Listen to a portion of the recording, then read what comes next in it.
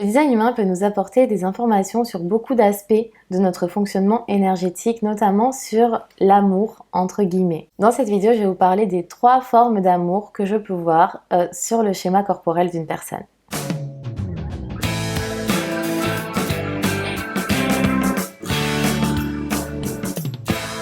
Tout d'abord, j'aimerais préciser qu'il y a beaucoup de potentiel dans une matrice énergétique pour voir comment fonctionne l'amour, entre guillemets, chez une personne.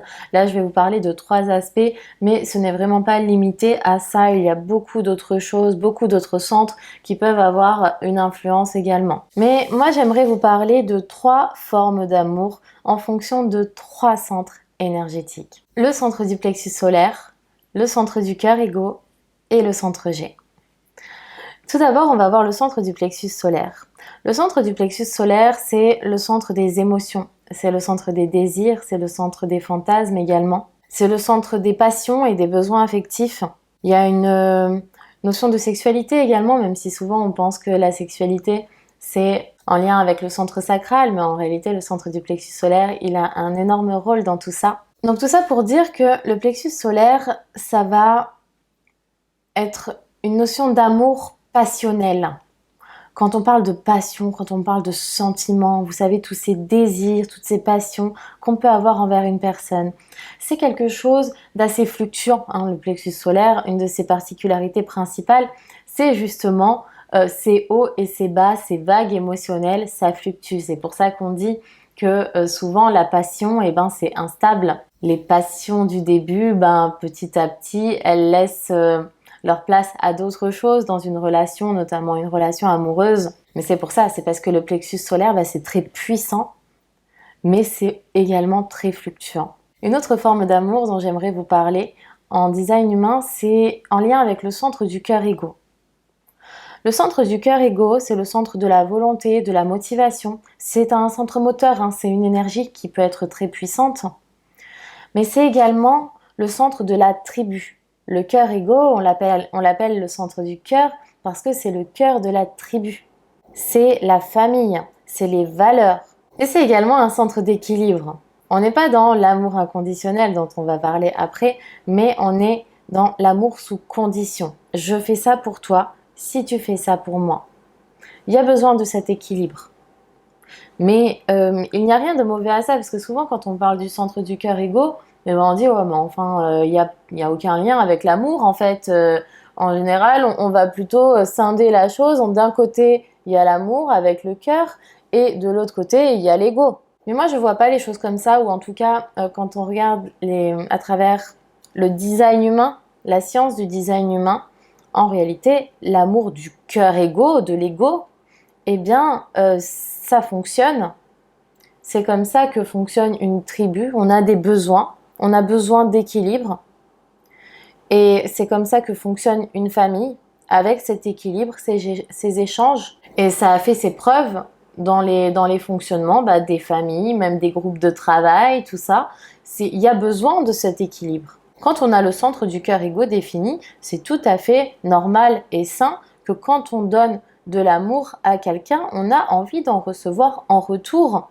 Et si vous vous mettez dans la tête de non, moi je fonctionne avec l'amour inconditionnel, quand je donne, je n'attends rien en retour, vous n'allez pas vous sentir bien dans votre corps. Vous avez besoin de cet équilibre. Et si vous persistez parce que, dans le développement spirituel actuel, on dit il faut aimer sans condition, il faut donner de l'amour sans rien attendre en retour, c'est comme ça l'amour, sinon c'est pas du vrai amour. Quand on a un centre du cœur égo défini,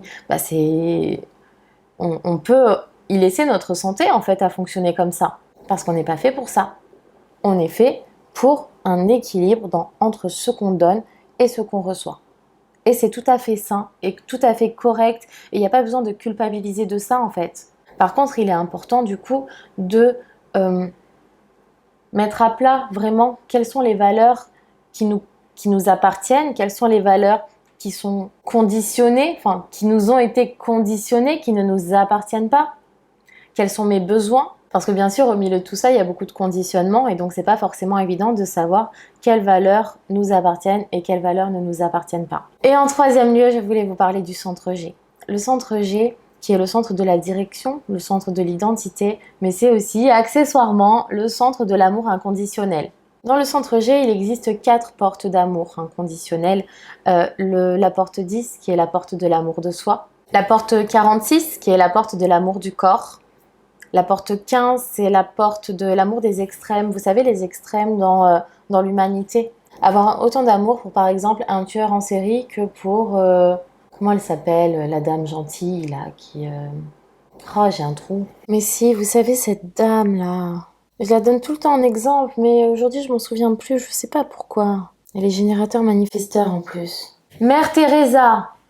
Oh là là, je vous ai épargné ça, mais j'ai mis au moins 10 minutes à trouver. Voilà, donc la porte 15, c'est la porte des extrêmes.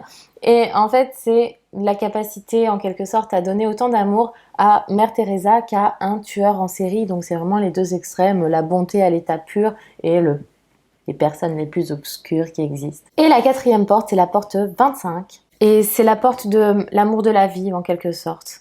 Accorder autant d'amour à une fleur qu'à un être humain, qu'à un animal, qu'en gros tout le monde a sa place, tout le monde a la même importance. Donc voilà, cette vidéo c'était pour faire le point sur les 3 formes d'amour qu'on peut trouver dans une matrice énergétique. Pour résumer, le centre du plexus solaire c'est l'amour passionnel, le centre du cœur égo c'est l'amour tribal, l'amour sous condition, et le centre G, l'amour inconditionnel. Si cette vidéo vous a plu, n'oubliez pas de me mettre un petit pouce vers le haut et de vous abonner à ma chaîne si ce n'est pas déjà fait.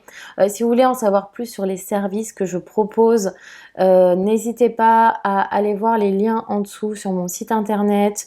Je propose des séances en ligne, des séances en réel hein, si vous êtes dans les Alpes-Maritimes. Je propose également des manuels personnalisés, des programmes en ligne, notamment un programme, mon dernier, c'est le programme Surfer sur ma vague, pour toutes les personnes qui ont une autorité émotionnelle. Quoi qu'il en soit, je vous dis à très bientôt.